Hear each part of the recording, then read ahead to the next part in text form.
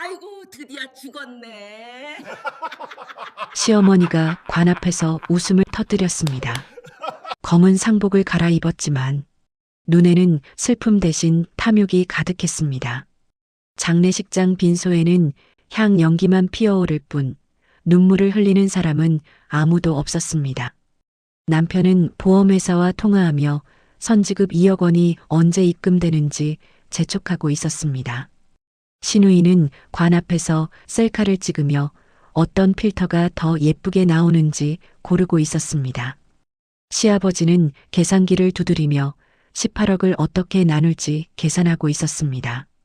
그들은 몰랐습니다. 관 속에 누워 있어야 할 며느리가 바로 문 밖에 서서 그 모든 대화를 듣고 있다는 것을. 하이힐 소리가 복도에 울리고 문이 천천히 열리는 순간 네 사람의 얼굴이 공포로 일그러졌습니다. 사연 시작 전 구독과 좋아요를 눌러주신다면 제게 큰 힘이 됩니다. 그럼 사연 시작합니다.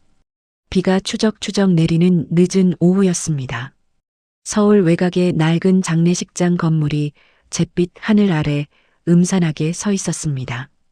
주차장에는 차가 겨우 3대뿐이었고 조화 배달 트럭 한 대가 막 떠나가는 중이었습니다. 3층 건물의 1층 빈소에는 고 윤아진 향년 29세라는 이름이 걸려 있었습니다. 향 연기만 피어오르는 썰렁한 공간이었습니다.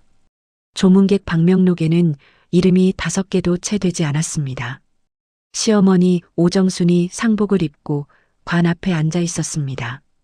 검은 옷을 걸쳤지만 손톱에는 빨간 매니큐어가 선명하게 발려 있었습니다.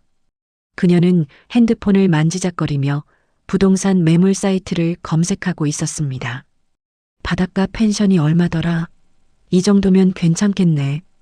오정순이 혼잣말을 중얼거렸습니다. 며느리 장례식이라는 사실이 무색할 정도로 태연한 모습이었습니다. 빈소 구석에서는 시아버지 강태호가 의자에 기대어 졸고 있었습니다. 코를 골다가 퍼뜩 깨어나더니 투덜거렸습니다. 밥은 언제 줘? 배고프네. 그는 관 쪽을 힐끗 쳐다보지도 않았습니다. 며느리가 저 안에 누워 있다는 사실 따위는 아무런 관심거리가 아닌 듯 했습니다. 신우이 강수빈은 더 가관이었습니다.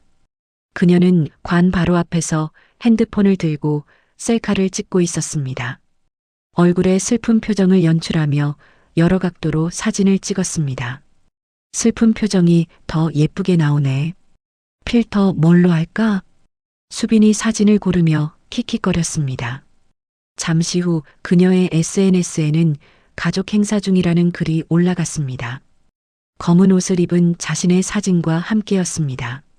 남편 강민수는 빈소 입구에서 조문객을 맞이하는 척하고 있었습니다. 하지만 그의 귀에는 무선 이어폰이 꽂혀 있었고 실제로는 누군가와 통화 중이었습니다.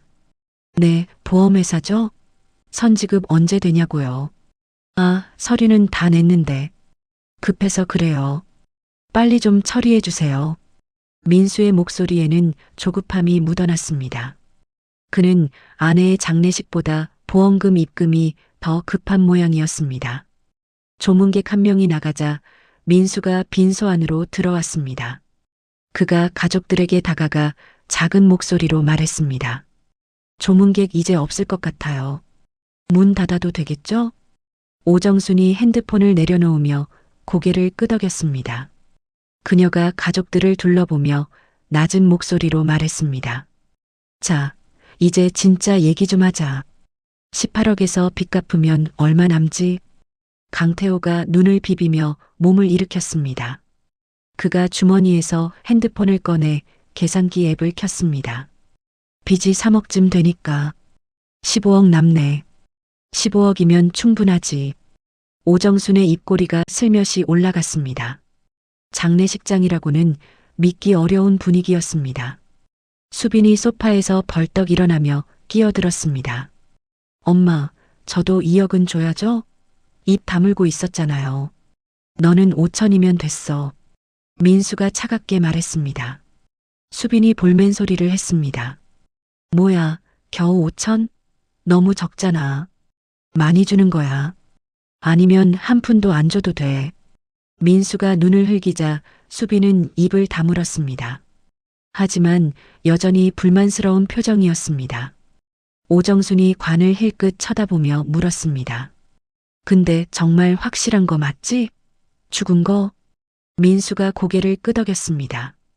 그 파도에 휩쓸렸는데 살아남으면 귀신이죠. 해경도 수색 포기했어요. 시신 못 찾았대요. 그럼 완벽하네. 강태호가 안도의 한숨을 내쉬었습니다. 그가 관 쪽을 턱으로 가리키며 물었습니다. 근데 저 안에는 뭐 넣었어? 마네킹이요. 옷 입혀서 넣어놨어요. 민수가 태연하게 대답했습니다. 어차피 아무도 안 열어봐요. 3일장으로 빨리 끝내고 화장해서 뿌리면 끝이에요. 오정순이 킥킥 웃었습니다. 관값도 아까운데 잘했어. 시체도 없는데 뭐. 네 사람이 작은 목소리로 웃음을 나눴습니다.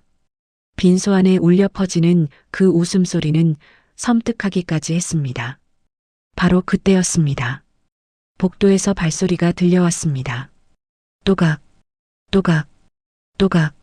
하이힐이 바닥을 딛는 규칙적인 소리였습니다. 그 소리가 점점 가까워지고 있었습니다. 오정순이 고개를 들었습니다. 뭐야? 조문객이야? 민수가 입구 쪽을 바라봤습니다. 발소리가 빈소문 바로 앞에서 멈췄습니다. 잠시 정적이 흘렀습니다. 그리고 문이 천천히 열렸습니다.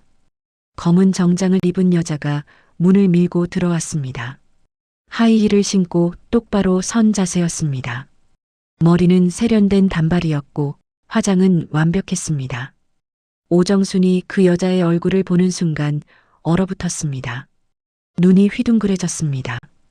강태호는 손에 들고 있던 핸드폰을 떨어뜨렸습니다. 땅 하는 소리가 빈소에 울렸습니다. 수빈은 비명을 삼키며 구석으로 물러났습니다. 등이 벽에 닿을 때까지 뒷걸음질 쳤습니다. 민수는 그 자리에 못 박힌 듯 서 있었습니다. 얼굴이 새하얗게 질렸고 입술이 파르르 떨렸습니다. 여자가 천천히 관 앞까지 걸어갔습니다. 하이힐 소리만이 조용한 빈소에 울렸습니다. 그녀가 관 앞에 서서 뚜껑을 가볍게 쓰다듬었습니다. 그리고 시댁 식구들을 돌아봤습니다. 안녕하세요. 그녀가 차갑게 미소 지으며 말했습니다. 제 장례식에 늦어서 죄송해요. 관 속에 제가 없어서 좀 허전하시죠? 오정순이 의자에서 굴러 떨어지며 바닥에 주저앉았습니다. 유령이야. 유령? 그녀가 떨리는 손으로 하진을 가리켰습니다. 공포에 질린 목소리였습니다. 하진이 관을 톡톡 두드렸습니다. 마네킹을 넣어두셨다면서요? 옷까지 입혀주시고 정성이 대단하시네요. 그녀의 목소리는 얼음장처럼 차가웠습니다. 미소를 띤 얼굴이었지만 눈빛은 전혀 웃고 있지 않았습니다. 그런데 궁금한 게 있어요. 하진이 한 걸음 더 다가가며 말했습니다. 18억을 어떻게 나누기로 하셨죠? 네 사람의 얼굴이 동시에 창백해졌습니다. 죽은 줄 알았던 며느리가 눈앞에 서 있었습니다. 그것도 그들의 모든 대화를 들은 채로. 하진의 입꼬리가 천천히 올라갔습니다. 이제 진짜 시작이었습니다. 약 1년 반 전의 일이었습니다. 서울 강남의 초고층 빌딩 꼭대기에 유암바이오 본사가 자리 잡고 있었습니다. 통유리 너머로 서울 전경이 한눈에 내려다 보였습니다.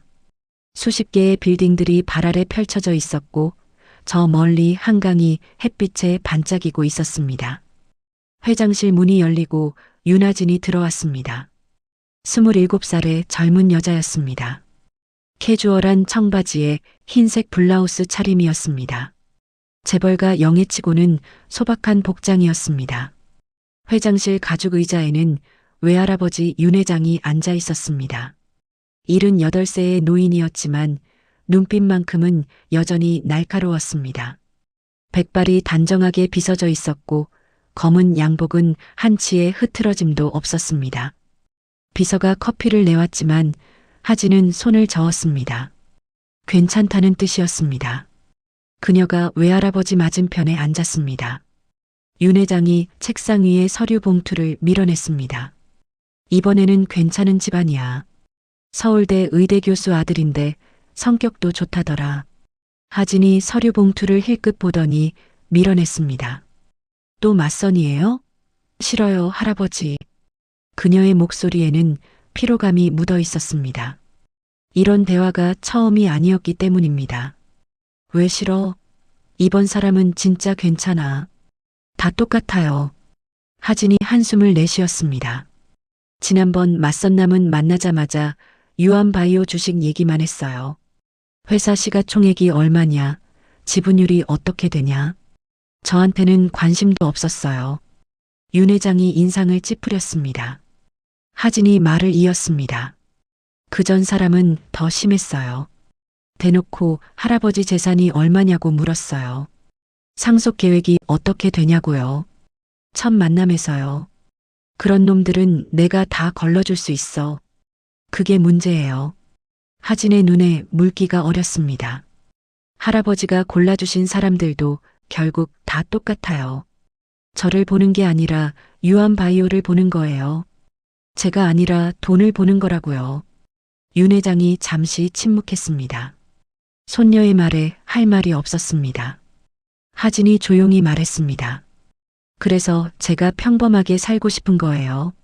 신분 숨기고 그냥 저 자체로 사랑해주는 사람 만나고 싶어요. 윤 회장의 표정이 굳어졌습니다. 신분을 숨긴다고? 그게 무슨 소리야? 말 그대로예요. 집 나가서 혼자 살 거예요. 평범한 직장 다니면서 평범하게 살 거예요. 안 돼. 윤 회장이 단호하게 말했습니다. 넌 유한바이오 유일한 후계자야. 함부로 돌아다니면 위험해. 위험한 게 뭐예요? 저는 27살 성인이에요. 제 인생은 제가 결정할 수 있어요. 하진의 목소리가 높아졌습니다. 윤 회장도 지지 않았습니다. 세상이 얼마나 험한지 몰라서 그래. 내 돈만 노리는 사람들이 얼마나 많은데. 그러니까 직접 겪어보고 싶은 거예요. 제 눈으로 확인하고 싶다고요. 두 사람 사이에 팽팽한 긴장감이 흘렀습니다. 윤 회장이 깊은 한숨을 내쉬었습니다. 그가 책상 위 액자를 바라봤습니다. 액자 안에는 젊은 부부의 사진이 있었습니다. 하진의 부모였습니다. 내 엄마도 그랬어. 윤 회장의 목소리가 낮아졌습니다. 사랑한다고 결혼했어. 내가 반대해도 소용없었지. 결국 제 고집대로 했어. 하진이 조용히 들었습니다. 부모님 이야기가 나오면 할아버지는 항상 슬퍼졌습니다. 그리고 그 비행기 사고로 윤 회장이 말끝을 흐렸습니다. 결혼 10년 만에 부부가 함께 세상을 떠났습니다. 하진이 겨우 10살 때 일이었습니다. 하진이 외할아버지의 손을 잡았습니다. 할아버지, 저는 엄마랑 달라요. 조심할 거예요. 조심한다고 되는 게 아니야. 윤 회장이 손녀의 손을 꼭 잡았습니다. 세상에는 내 돈만 보는 사람들이 있어. 겉으로는 친절하고 다정해 보여도 속으로는 딴 생각을 품고 있는 놈들이 있다고. 그런 놈들은 너를 이용하고 버려. 하진이 고개를 저었습니다. 저도 사람 볼 줄 알아요. 아니, 몰라. 윤 회장의 목소리가 단호해졌습니다. 진심을 가려내는 눈을 가져야 해. 그게 없으면 당해. 반드시 당한다고. 할아버지의 눈에 걱정이 가득했습니다. 하진은 그 눈빛을 똑바로 마주봤습니다. 그래도 저는 믿고 싶어요. 세상에 진심으로 저를 사랑해줄 사람이 있다고요. 돈 때문이 아니라 저 자체를 봐줄 사람이요. 윤 회장이 고개를 가로저었습니다. 순진한 생각이야. 순진한 게 아니라 희망이에요. 하진이 자리에서 일어났습니다. 할아버지, 저 결심했어요. 집 나갈 거예요. 제 힘으로 살아볼 거예요. 윤 회장의 얼굴이 굳어졌습니다. 내가 허락 안 해. 허락 안 해도 갈 거예요. 저는 새장 속 새가 아니에요. 하진이 문 쪽으로 걸어갔습니다.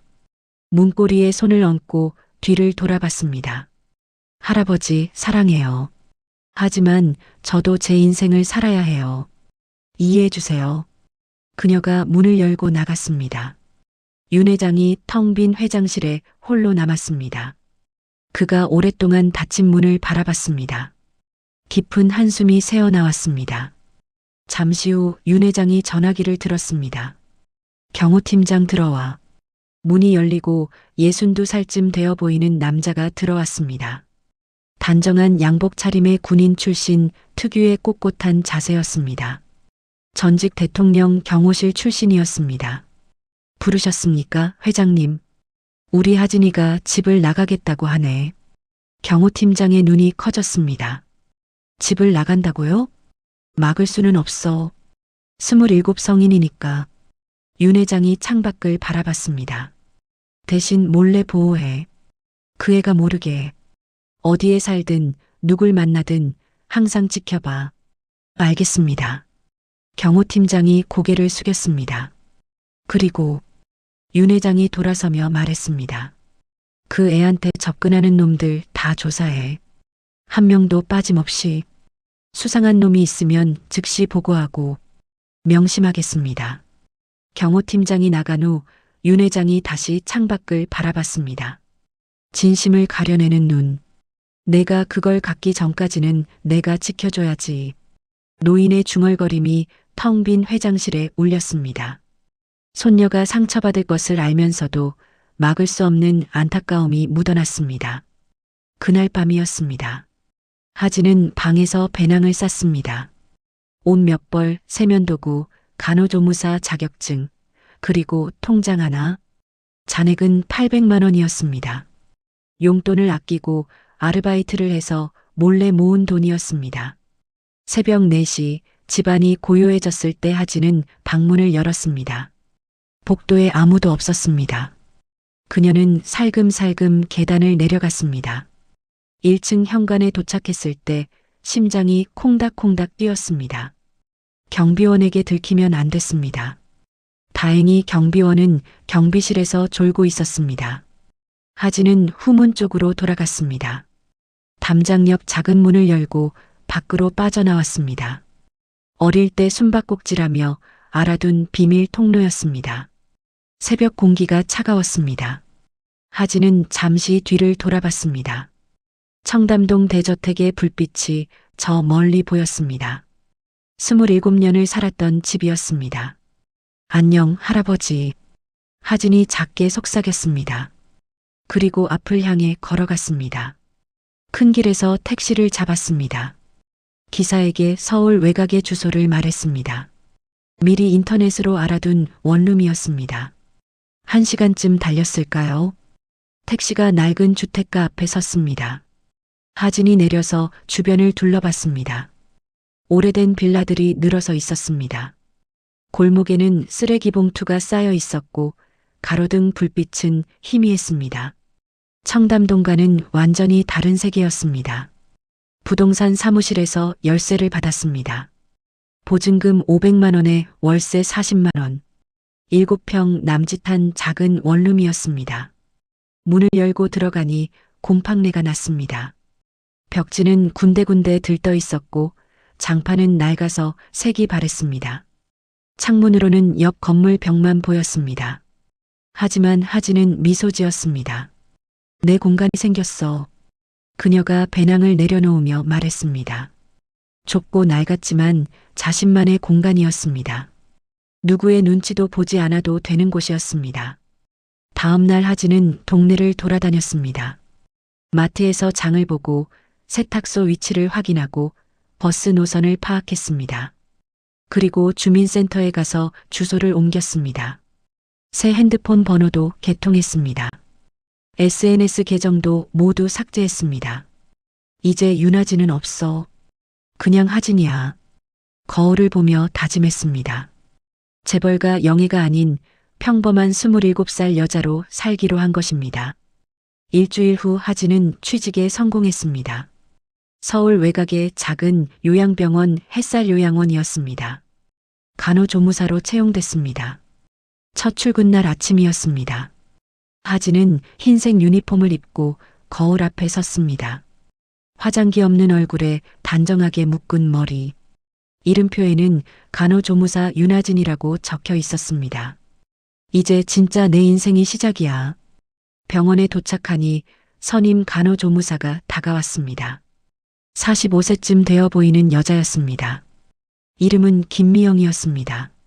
신입이지? 나 미영이야. 편하게 언니라고 불러. 미영이 다정하게 웃었습니다. 하진은 처음으로 따뜻함을 느꼈습니다.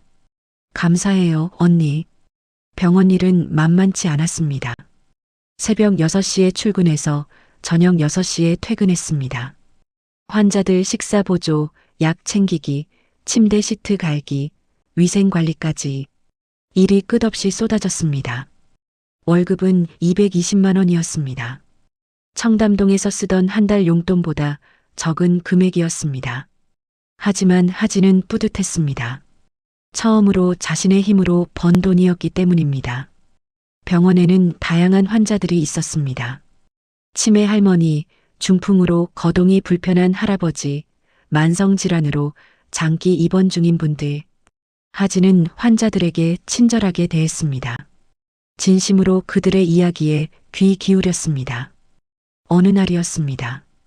치매 할머니가 하진의 손을 꼭 잡았습니다. 아가, 넌 참 예쁘다. 우리 손녀 같아. 할머니의 눈에 눈물이 맺혀 있었습니다. 하진도 눈시울이 붉어졌습니다. 할머니, 저 여기 자주 올게요. 이런 진심 어린 관계가 처음이었습니다. 돈이나 배경 때문이 아닌 진짜 마음으로 이어지는 관계였습니다. 퇴근 후 하진은 원룸으로 돌아왔습니다. 편의점에서 삼각김밥을 사서 저녁을 때웠습니다. 예전에는 호텔 레스토랑에서 풀코스 요리를 먹었지만 지금은 1,500원짜리 삼각김밥이 저녁이었습니다. 하지만 하진은 행복했습니다. 이게 자유구나. 좁은 원룸 창가에 앉아 밤하늘을 올려다봤습니다. 별은 보이지 않았지만 마음만은 가벼웠습니다. 그녀가 몰랐던 사실이 하나 있었습니다. 매일 밤 원룸 건너편에 검은 승용차가 잠시 멈췄다가 떠나곤 했습니다. 차 안에서 누군가가 원룸 창문에 불이 켜지는 것을 확인하고 사라졌습니다. 경호팀이었습니다. 윤 회장의 지시대로 그들은 하진을 몰래 보호하고 있었습니다. 그리고 또 하나, 요양병원의 새 환자가 입원했습니다. 62세의 노신사였습니다. 이름은 박성호. 퇴직한 사업가라고 자신을 소개했습니다. 박성호는 유독 하진에게 친절했습니다. 다른 환자들보다 더 다정하게 대했고 자주 인생 조언을 해주었습니다. 젊은 사람, 세상에 널 진심으로 아끼는 사람이 분명 있어. 포기하지 마. 하진은 그에게서 아버지 같은 따뜻함을 느꼈습니다. 부모를 일찍 여인 그녀에게는 큰 위로였습니다. 그러나 하진은 몰랐습니다. 박성호가 매일 밤 병실에서 누군가와 통화한다는 것을. 네, 회장님. 아가씨 잘 지내고 있습니다. 걱정 마십시오. 전화기 너머에는 윤 회장의 목소리가 있었습니다. 수고하네, 팀장. 계속 지켜봐줘. 박성호, 아니 경호팀장은 환자로 위장해 하진 곁에 머물고 있었습니다. 언제 어떤 위험이 닥칠지 모르기 때문이었습니다. 윤 회장의 보이지 않는 보호망이 하진을 감싸고 있었습니다. 그리고 그 보호망은 곧 꼭 필요하게 될 것이었습니다. 병원 생활이 3개월째 접어들었을 때였습니다. 어느 날 저녁 퇴근길에 하진의 핸드폰이 울렸습니다. 집주인이었습니다. 윤하진 씨, 나 집주인인데요. 다음 달부터 월세 50만 원으로 올릴 거예요. 하진은 당황했습니다. 네? 갑자기요? 계약서에는 40만 원이라고. 요즘 집값 올랐잖아요. 싫으면 나가든가. 집주인은 일방적으로 전화를 끊어버렸습니다. 하진은 멍하니 핸드폰을 내려다봤습니다. 월급 220만 원에서 월세가 50만 원이 되면 너무 빠듯했습니다. 식비, 교통비, 공과금까지 내면 남는 게 거의 없었습니다. 다른 집을 알아봐야 하나. 하진은 병원 근처 부동산을 찾아갔습니다. 허름한 건물 1층에 있는 작은 중개업소였습니다. 유리문을 밀고 들어가니 책상에 젊은 남자가 앉아 있었습니다. 32살쯤 되어 보였습니다. 단정한 셔츠에 부드러운 미소를 띠고 있었습니다. 책상 위 명패에는 강민수 공인중개사라고 적혀 있었습니다. 어서 오세요. 어떤 집 찾으세요? 민수가 자리에서 일어나 의자를 권했습니다. 하진이 앉으며 말했습니다. 월세 저렴한 원룸 있을까요? 예산이 좀 빠듯해서요. 얼마 정도 생각하세요? 월세 35만 원 안쪽으로요. 보증금은 500만 원 정도 있어요. 민수가 고개를 끄덕였습니다. 요즘 그 가격대는 쉽지 않은데 제가 좀 알아볼게요. 착한 매물 나오면 바로 연락드릴게요. 그가 친절하게 웃었습니다. 하진은 처음으로 마음이 놓이는 기분이었습니다. 감사합니다. 하진이 연락처를 남기고 부동산을 나왔습니다. 며칠 후 퇴근길이었습니다. 병원 앞 편의점에서 삼각김밥을 고르고 있는데 누군가가 말을 걸었습니다. 저번에 부동산 오셨던 분이죠? 돌아보니 민수였습니다. 손에는 음료수가 들려 있었습니다. 아, 네. 안녕하세요. 하진이 고개를 숙였습니다. 민수가 웃으며 말했습니다. 마침 연락드리려던 참이었어요. 좋은 집 하나 나왔거든요. 월세 32만 원에 깨끗한 원룸이에요. 정말요? 하진의 눈이 반짝였습니다. 내일 시간 되시면 같이 가볼래요? 다음 날 민수와 함께 집을 보러 갔습니다. 지금 사는 곳보다 조금 넓었고 무엇보다 깨끗했습니다. 햇빛도 잘 들어왔습니다. 마음에 드세요? 민수가 물었습니다. 하진이 고개를 끄덕였습니다. 네, 좋아요. 여기로 할게요. 계약을 마치고 나오는 길이었습니다. 민수가 제안했습니다. 시간 되시면 커피 한 잔 할래요? 계약 축하 겸해서요. 하진은 잠시 망설이다가 고개를 끄덕였습니다. 근처 작은 카페에 들어갔습니다. 창가 자리에 마주 앉아 커피를 마셨습니다. 부동산 일한 지 얼마나 되셨어요? 하진이 물었습니다. 민수가 대답했습니다. 3년 정도 됐어요. 그전에는 회사 다녔는데 적성에 안 맞아서 관뒀어요. 무슨 회사였는데요? 마케팅 회사요. 근데 매일 야근에 스트레스 심해서 차라리 이게 낫더라고요. 민수가 쓴웃음을 지었습니다. 하진이 공감했습니다. 저도 그래요. 예전에는 다른 일 했는데 지금 병원 일이 더 좋아요. 병원에서 일하세요? 네, 간호조무사예요. 요양병원에서요. 민수의 눈빛이 부드러워졌습니다. 대단하시네요. 환자분들 돌보는 일이 쉽지 않잖아요. 처음엔 힘들었는데 이제는 보람 있어요. 두 사람은 1시간 넘게 이야기를 나눴습니다. 날씨 얘기, 동네 맛집 얘기, 좋아하는 영화 얘기. 특별한 것 없는 평범한 대화였지만 하진은 마음이 편했습니다. 헤어질 때 민수가 말했습니다. 하진 씨, 또 커피 마셔요. 제가 연락드릴게요. 그 후로 둘은 자주 만났습니다. 퇴근 후 카페에서 커피를 마시거나 공원을 산책했습니다. 주말에는 영화를 보거나 맛집을 찾아다녔습니다. 민수는 항상 다정했습니다. 하진의 이야기에 진지하게 귀 기울였고 힘들 때 위로해줬습니다. 어느 날이었습니다. 공원 벤치에 나란히 앉아 있을 때 민수가 물었습니다. 하진 씨, 가족은요? 부모님은 어디 계세요? 하진은 잠시 망설였습니다. 그리고 미리 준비해둔 말을 꺼냈습니다. 부모님은 일찍 돌아가셨어요. 저는 고아원에서 자랐어요. 민수가 안쓰러운 표정을 지었습니다. 정말요? 힘드셨겠어요. 어릴 때는 힘들었죠. 근데 이제는 괜찮아요.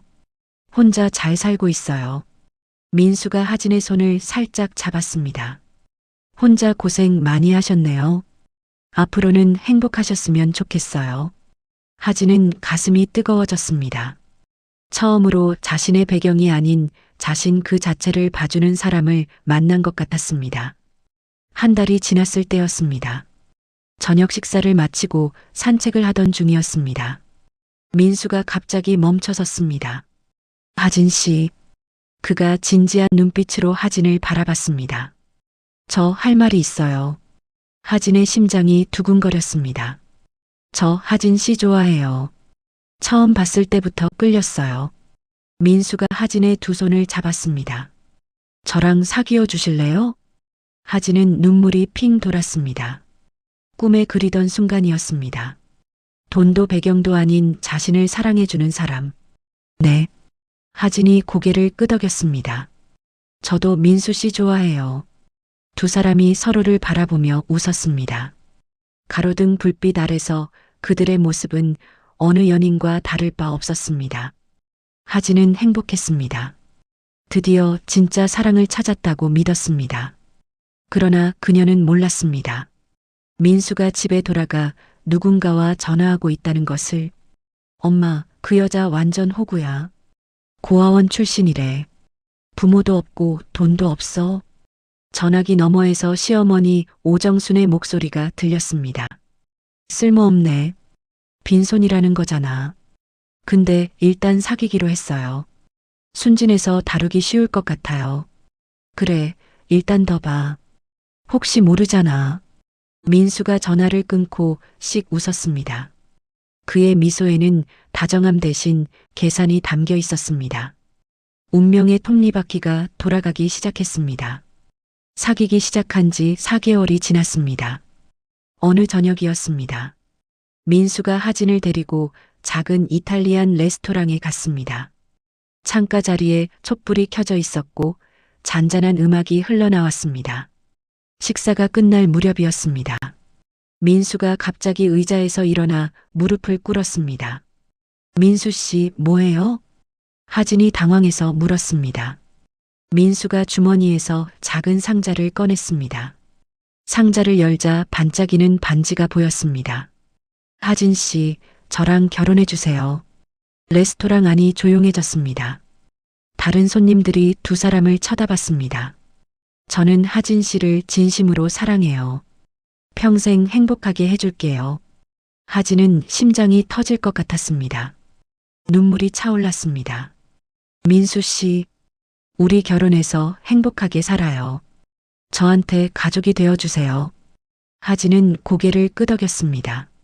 네, 결혼할게요.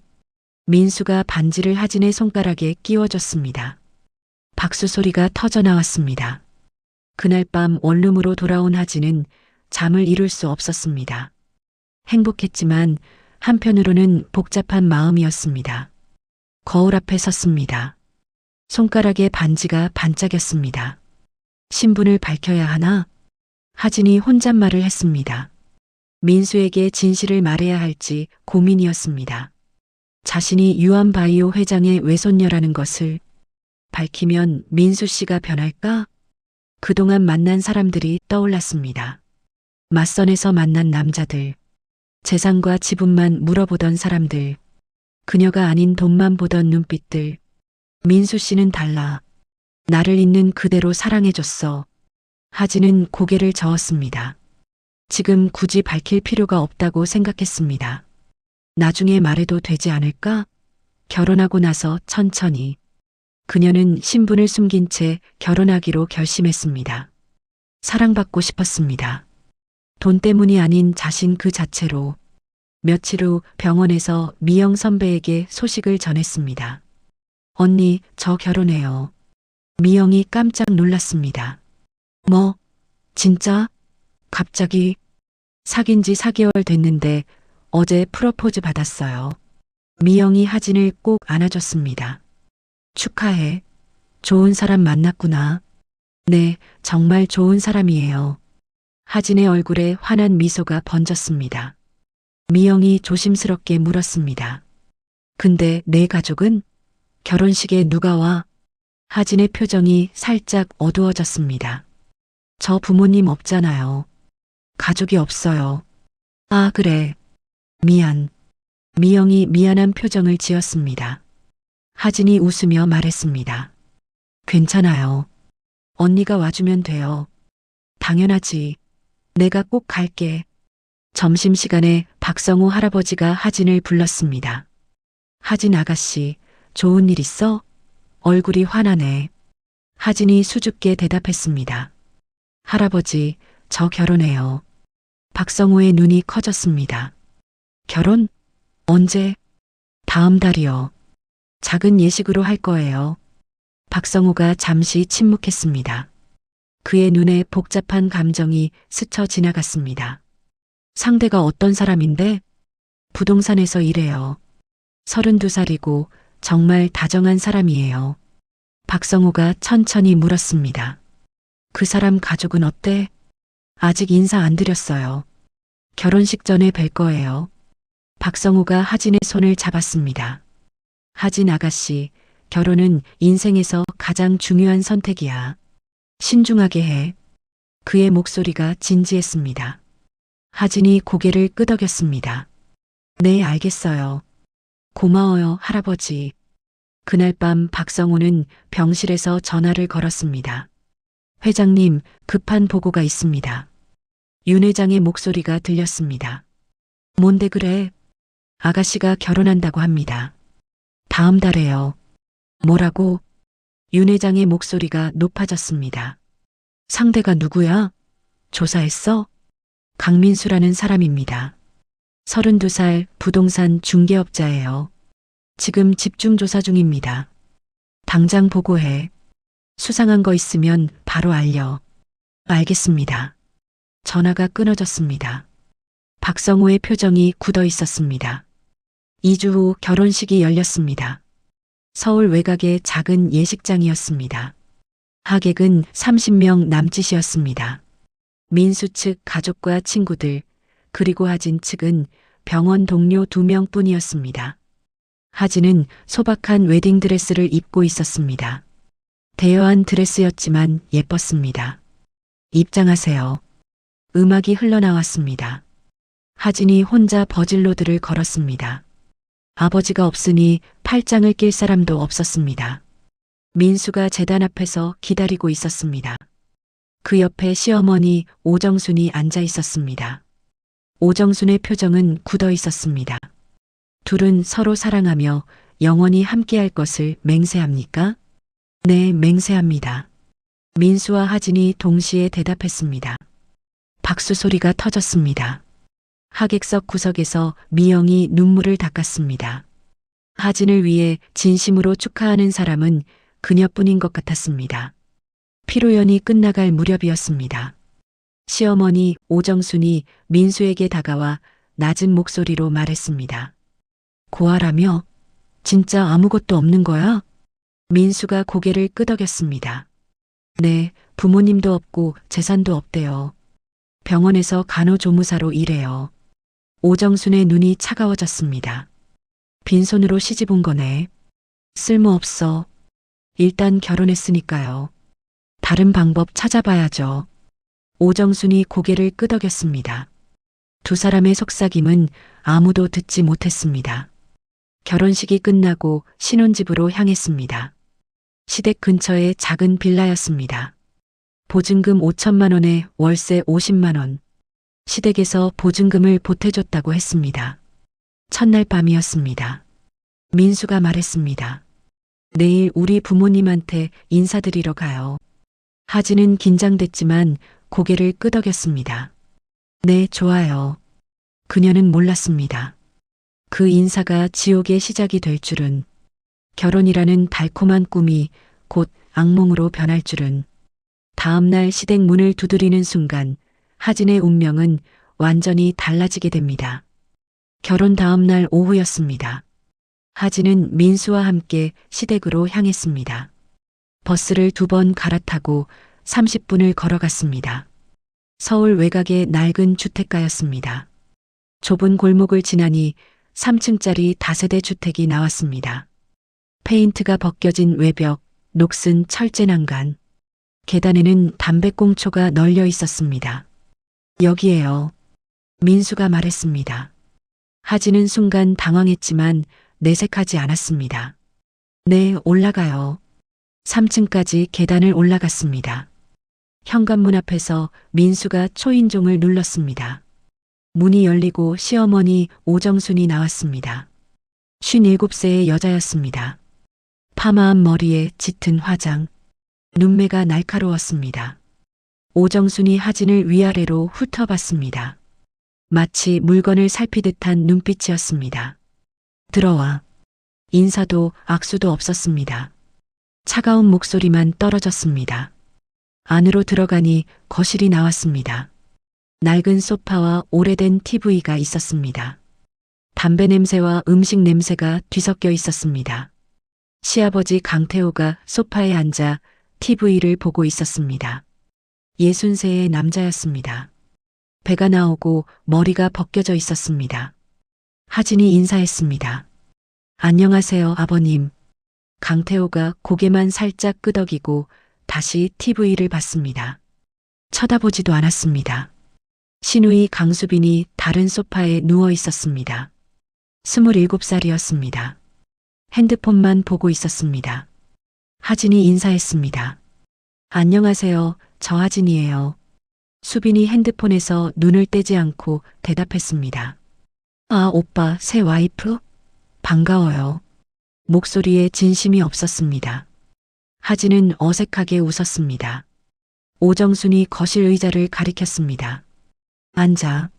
하진이 조심스럽게 앉았습니다. 민수가 옆에 앉았습니다. 오정순이 맞은편에 앉으며 단도직입적으로 물었습니다. 친정이 어디래? 하진이 준비한 대로 대답했습니다. 부모님은 일찍 돌아가셨어요. 저는 고아원에서 자랐어요. 순간 거실이 조용해졌습니다. 오정순의 얼굴이 굳어졌습니다. 고아라고? 목소리가 차갑게 변했습니다. 강태호가 TV에서 눈을 떼고 민수를 쳐다봤습니다. 야, 고아랑 결혼했어? 인상을 찌푸리며 물었습니다. 민수가 대답하지 못했습니다. 수빈이 킥 웃었습니다. 오빠 진짜 대박이다. 고아래. 하진은 얼굴이 화끈거렸습니다. 고개를 숙였습니다. 오정순이 날카롭게 물었습니다. 재산은? 가진 거라도 있어? 아무것도 없어요. 하진이 작은 목소리로 대답했습니다. 요양병원에서 간호조무사로 일해요. 월급은 220만 원이고요. 오정순이 코웃음을 쳤습니다. 220? 그거 가지고 뭘 해? 강태호가 중얼거렸습니다. 아이고, 쓸모없는 며느리 들어왔네. 하진은 심장이 쿵쿵 뛰었습니다. 이런 대우를 받을 줄은 몰랐습니다. 오정순이 민수를 째려봤습니다. 야, 결혼 축의금은 얼마나 들어왔어? 민수가 대답했습니다. 300만 원이요. 300? 겨우? 오정순이 한숨을 크게 쉬었습니다. 고하니까 하객도 없고 축의금도 없지. 빈손으로 시집왔네. 하진은 눈물이 차올랐습니다. 하지만 꾹 참았습니다. 저녁 식사 시간이 됐습니다. 하진은 어색하게 식탁에 앉았습니다. 시어머니가 차려놓은 음식들이 있었습니다. 식사가 시작됐습니다. 하진이 젓가락을 들려는데 오정순이 말했습니다. 야, 물 좀 떠와. 하진이 얼떨결에 일어났습니다. 부엌으로 가서 물을 따라왔습니다.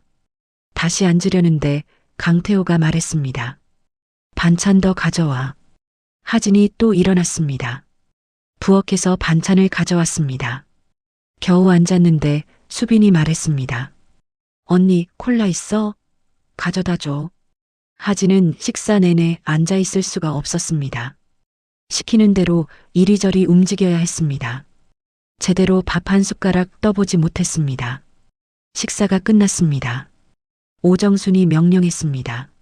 설거지해. 하진이 묵묵히 일어나 부엌으로 갔습니다. 산더미 같은 그릇들이 싱크대에 쌓여 있었습니다. 설거지를 하는 동안 민수는 거실에서 TV를 보고 있었습니다. 아무 말도 없었습니다. 도와주지도 않았습니다. 밤이 되어 집으로 돌아오는 길이었습니다. 하진이 조심스럽게 물었습니다. 민수 씨, 어머니가 저한테 왜 그러시는 거예요? 민수는 대답하지 않았습니다. 그냥 앞만 보고 걸었습니다. 민수 씨? 하진이 다시 불렀습니다. 민수가 무뚝뚝하게 대답했습니다. 그냥 원래 그래. 적응하면 돼. 그리고 더 이상 말이 없었습니다. 신혼집에 도착해서도 민수는 방으로 들어가 문을 닫았습니다. 하진은 혼자 거실에 앉아 있었습니다. 눈물이 흘러내렸습니다. 내가 뭘 잘못한 거지? 결혼하면 행복할 줄 알았습니다. 사랑하는 사람과 가정을 꾸릴 줄 알았습니다. 그런데 현실은 달랐습니다. 그날 밤 하진은 잠을 이룰 수 없었습니다. 천장을 바라보며 생각했습니다. 그래도 민수 씨는 나를 사랑하니까. 시댁이 좀 그래도 참을 수 있어. 시간이 지나면 나아지겠지. 그녀는 아직 희망을 버리지 않았습니다. 하지만 그 희망이 곧 산산이 부서질 줄은 몰랐습니다. 다음 날 아침 5시였습니다. 핸드폰이 울렸습니다. 시어머니였습니다. 지금 당장 와. 아침 준비해야지. 잠결에 전화를 받은 하진은 멍하니 핸드폰을 바라봤습니다. 네, 지금이요? 뭐, 싫어. 오정순의 목소리가 날카로워졌습니다. 아, 아니요. 지금 갈게요. 전화가 끊어졌습니다. 하진은 피곤한 몸을 일으켰습니다. 옆에서 민수가 잠들어 있었습니다. 민수 씨, 일어나요. 시댁 가야 해요. 민수가 뒤척이며 중얼거렸습니다. 혼자 가. 난 피곤해. 그리고 다시 잠들었습니다. 하진은 혼자 옷을 갈아입고 집을 나섰습니다. 새벽 어둠 속을 걸어 시댁으로 향했습니다. 20분 거리였습니다. 추운 바람이 뺨을 때렸습니다. 시댁 문을 열고 들어가는 순간 하진은 깨달았습니다. 이게 매일 반복될 거라는 것을, 지옥 같은 시댁 생활이 시작됐다는 것을. 시댁 생활이 2주째 접어들었습니다. 하진은 매일 지쳐 있었습니다. 새벽 5시에 시댁으로 가서 아침 준비를 하고 오전 9시에 병원으로 출근했습니다. 저녁 6시에 퇴근하면 다시 시댁에 들러 저녁 준비를 도왔습니다. 집에 돌아오면 밤 10시가 넘었습니다. 그날도 힘든 하루를 보내고 병원에 출근했습니다. 하진의 얼굴은 헬쑥했고 눈 밑에는 다크서클이 짙었습니다. 점심시간이었습니다. 하진이 복도를 지나가는데 누군가가 불렀습니다. 하진 아가씨. 박성우 할아버지였습니다. 그가 휠체어에 앉아 손짓했습니다. 잠깐 이리 와봐. 하진이 다가갔습니다. 할아버지, 무슨 일이세요? 박성우가 하진의 얼굴을 자세히 살폈습니다. 눈썹을 찌푸렸습니다. 무슨 일 있어? 얼굴이 말이 아니야. 하진이 억지로 웃었습니다. 아니에요, 괜찮아요. 거짓말. 다 얼굴에 쓰여 있는데. 박성우가 하진의 손을 잡았습니다. 그리고 하진의 팔뚝에 시선이 멈췄습니다. 소매 사이로 멍 자국이 살짝 보였습니다. 이건 뭐야? 어디서 다쳤어? 하진이 황급히 소매를 내렸습니다. 아, 이거요? 부딪혔어요. 별거 아니에요. 박성우의 눈이 날카로워졌습니다. 하지만 더 이상 묻지 않았습니다. 하진 아가씨, 병원 뒤뜰에 좋은 벤치가 있어. 거기서 잠깐 얘기하자. 하진은 망설이다가 고개를 끄덕였습니다. 박성우를 따라 병원 뒤뜰로 갔습니다. 작은 정원에 벤치가 놓여 있었습니다. 두 사람이 나란히 앉았습니다. 따스한 햇살이 내리쬐었습니다. 박성우가 조용히 물었습니다. 시댁이 힘들지? 하진이 깜짝 놀랐습니다. 어떻게 아셨어요? 다 얼굴에 나와. 결혼하고 나서 완전히 달라졌어. 하진이 고개를 숙였습니다. 눈물이 핑 돌았습니다. 할아버지, 저 좀 힘들어요. 그래, 말해봐. 박성우가 다정하게 말했습니다. 시어머니가 많이 힘들게 해요. 하진이 조금씩 털어놓았습니다. 새벽마다 시댁에 가서 청소하고 밥하는 것, 욕먹는 것, 무시당하는 것. 말하는 동안 눈물이 흘러내렸습니다. 박성우가 하진의 등을 토닥였습니다. 그래, 많이 힘들었구나. 남편도 도와주지 않아요. 그냥 보고만 있어요. 그 남편이라는 놈이. 박성우가 말끝을 흐렸습니다. 그의 눈에 분노가 스쳤지만 하진은 보지 못했습니다. 할아버지, 저 어떡하면 좋아요? 하진이 물었습니다. 박성우가 잠시 생각하더니 말했습니다. 하진 아가씨, 세상에 널 진심으로 아끼는 사람이 분명 있어. 포기하지 마. 진심으로요? 그래. 내가 모르는 곳에서 널 지켜보는 사람이 있어. 반드시 있어. 박성우의 말이 의미심장했습니다. 하진은 그 뜻을 알지 못했습니다. 할아버지도 저 아껴주시잖아요. 하진이 웃으며 말했습니다. 박성우도 미소 지었습니다. 그럼 내가 아끼지. 우리 딸같이 아껴. 박성우가 주머니에서 뭔가를 꺼냈습니다. 과일과 빵이 든 봉지였습니다.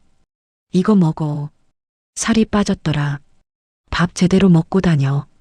하진은 눈물이 핑 돌았습니다. 시댁에서는 밥 한 끼 제대로 먹지 못했습니다. 하지만 이 할아버지는 간식까지 챙겨줬습니다. 감사해요, 할아버지. 또 힘들면 나한테 얘기해. 알았지? 하진이 고개를 끄덕였습니다. 그날 밤 박성우는 병실에서 전화를 걸었습니다. 회장님, 보고 드립니다. 윤 회장의 목소리가 들렸습니다. 어때? 하진이는? 상태가 좋지 않습니다. 시댁에서 학대를 받고 있는 것 같습니다. 학대라고? 윤 회장의 목소리가 높아졌습니다. 팔에 멍이 있었습니다. 얼굴도 많이 상했고요. 눈에 띄게 살이 빠졌습니다. 그놈들이.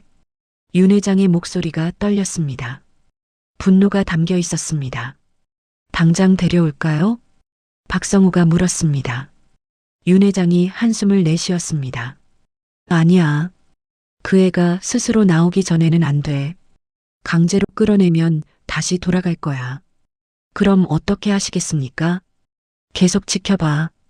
그리고 그 시댁 놈들 조사 결과는? 박성우가 보고했습니다. 강민수, 도박빚이 5천만 원 있습니다. 시어머니 오정수는 과거 사채업 실패로 빚이 3억 있고요. 시아버지 강태호는 사업 실패로 파산한 이력이 있습니다. 전부 빚쟁이들이군. 네. 아가씨한테 접근한 이유가 있을 겁니다. 윤 회장이 깊이 생각했습니다. 조금 더 지켜봐. 그리고 움직임이 수상하면 바로 보고해. 알겠습니다. 전화가 끊어졌습니다. 박성우가 창밖을 바라봤습니다. 아가씨, 조금만 참아. 곧 도움이 올 거야. 그가 혼잣말을 했습니다. 그의 주먹이 꽉 쥐어져 있었습니다. 며칠 후 박성우가 하진에게 말했습니다. 하진 아가씨, 나 곧 퇴원해야 할 것 같아. 하진이 깜짝 놀랐습니다. 벌써요? 많이 좋아지신 거예요? 응, 이제 집에서 요양해도 될 것 같아. 하진의 표정이 아쉬워졌습니다. 할아버지 없으면 많이 허전할 것 같아요. 박성우가 하진의 손을 잡았습니다. 걱정 마. 내가 힘들 때 반드시 나타날 거야. 그게 무슨 말이에요? 하진이 고개를 갸웃거렸습니다. 박성우가 의미심장하게 웃었습니다. 언젠가 알게 될 거야. 그때까지 힘내. 퇴원하는 날 박성우가 하진에게 쪽지를 건넸습니다. 이건 비상연락처야. 정말 위험할 때 연락해. 하진이 쪽지를 받았습니다. 전화번호가 적혀 있었습니다. 감사해요, 할아버지. 건강하세요. 박성우가 떠났습니다. 하진은 그 쪽지를 지갑 깊숙이 넣어두었습니다. 그녀는 몰랐습니다. 그 번호가 곧 자신의 목숨을 구하게 될 줄은. 박성우도 몰랐습니다. 자신이 떠나고 얼마 지나지 않아 상황이 급박하게 돌아갈 줄은. 결혼 생활이 한 달을 넘어가고 있었습니다. 시댁의 학대는 점점 심해졌습니다. 하진의 하루는 새벽 4시 30분에 시작됐습니다. 알람이 울리면 눈을 비비며 일어났습니다. 옆에서 민수가 잠꼬대를 했지만 깨지 않았습니다. 씻고 옷을 갈아입고 5시에 집을 나섰습니다. 아직 해가 뜨지 않은 어둠 속을 20분 걸어 시댁에 도착했습니다. 문을 열고 들어가면 냄새부터 났습니다. 담배 냄새, 음식물 냄새, 쓰레기 냄새가 뒤섞여 있었습니다. 거실은 엉망이었습니다. 시아버지가 전날 밤 먹은 치킨 뼈가 바닥에 널려 있었습니다. 맥주캔이 굴러다녔고 과자 부스러기가 소파 위에 흩어져 있었습니다. 하진은 조용히 청소를 시작했습니다. 쓰레기를 줍고 바닥을 쓸고 물걸레질을 했습니다. 부엌으로 가면 싱크대에 그릇이 산더미처럼 쌓여 있었습니다. 어젯밤 먹은 그릇들이었습니다. 기름때가 잔뜩 묻어 있어 손이 미끄러웠습니다. 설거지를 하다 보면 손가락이 쓰라렸습니다. 6시가 되면 아침 식사를 준비했습니다. 밥을 짓고 국을 끓이고 반찬을 차렸습니다. 시어머니는 음식에 까다로웠습니다. 7시에 시댁 식구들이 일어났습니다. 시어머니가 제일 먼저 부엌으로 왔습니다. 밥 다 됐어? 퉁명스럽게 물었습니다. 하진이 고개를 숙이며 대답했습니다. 네, 어머님. 식탁에 음식을 차렸습니다. 시어머니, 시아버지, 시누이가 앉았습니다.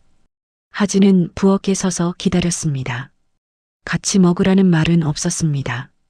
시아버지가 국을 한 숟가락 먹더니 얼굴을 찌푸렸습니다. 이게 뭐야? 싱거워. 그릇을 탁 내려놓았습니다. 죄송해요. 하진이 작은 목소리로 말했습니다. 시어머니가 비웃었습니다. 고아 출신이라 요리도 못하네. 배운 데가 없으니까. 시누이가 킥킥 웃었습니다. 언니, 요리는 포기하고 설거지나 잘해요. 하진은 입술을 깨물었습니다. 눈물이 차올랐지만 참았습니다. 식사가 끝나면 설거지를 했습니다. 4사람이 먹은 그릇을 전부 혼자 씻었습니다. 그리고 빨래를 돌렸습니다. 오전 9시가 되어야 병원에 출근할 수 있었습니다. 이미 지친 몸으로 환자들을 돌봐야 했습니다. 저녁 6시에 퇴근하면 다시 시댁에 들렀습니다. 저녁 준비를 도와야 했습니다. 집에 돌아오면 밤 10시가 넘었습니다. 어느 날이었습니다. 시어머니가 밥상을 보더니 얼굴을 붉혔습니다. 이게 밥이야? 반찬이 이게 뭐야? 손에 들고 있던 숟가락을 식탁에 내던졌습니다. 그리고 밥상을 획 뒤엎었습니다. 그릇들이 바닥에 쏟아졌습니다.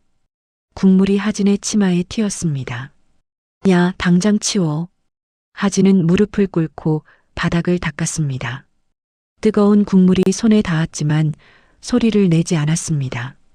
고아 주제에 밥도 제대로 못해. 쓸모없어. 시어머니가 침을 뱉듯 말했습니다.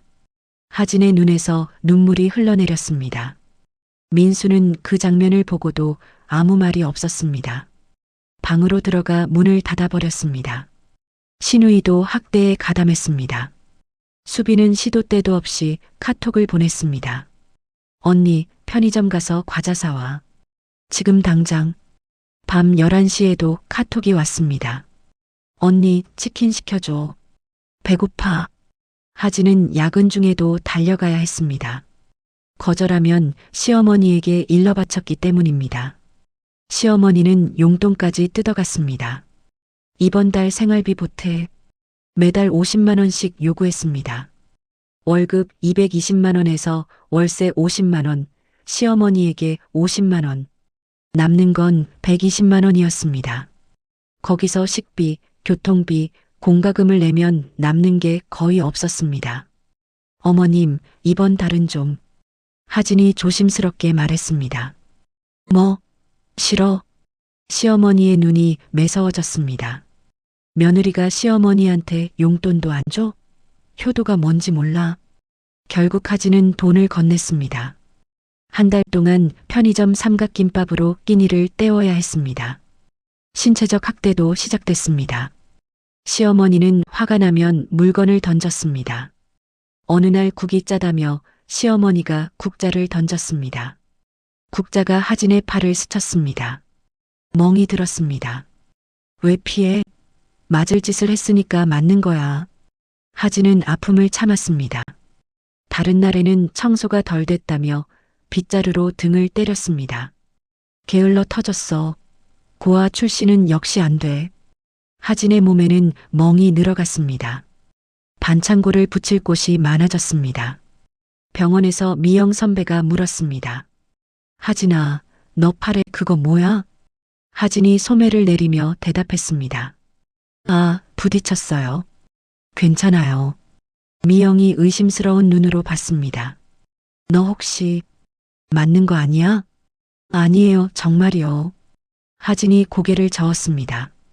미영은 더 이상 묻지 않았지만 걱정스러운 표정이었습니다.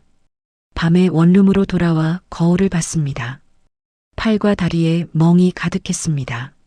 얼굴은 수척해졌고 눈 밑 다크서클은 더 짙어졌습니다. 내가 왜 이러고 있지? 하진이 거울 속 자신에게 물었습니다. 눈물이 흘러내렸습니다. 이혼을 생각했습니다. 하지만 포기했습니다. 아직 4달밖에 안 됐는데 조금만 더 참으면 나아지겠지. 스스로를 속였습니다. 그러던 어느 날이었습니다. 시어머니가 갑자기 친절해졌습니다. 하진아, 요즘 힘들지? 미안해. 하진은 깜짝 놀랐습니다. 시어머니가 사과를 하다니. 아니에요, 어머님. 괜찮아요. 시어머니가 웃으며 말했습니다. 수영이라도 배워봐. 스트레스 풀리더라. 내가 수영장 끊어줄까? 하진은 의아했지만 고마웠습니다. 감사해요, 어머님. 시어머니의 갑작스러운 친절. 하진은 시댁이 변하고 있다고 생각했습니다. 하지만 그것은 함정이었습니다. 수영을 권한 진짜 이유가 따로 있었습니다. 시어머니는 이미 계획을 세우고 있었습니다. 바다에서의 사고를 위장하기 위해 하진이 수영을 배우게 하는 것이었습니다.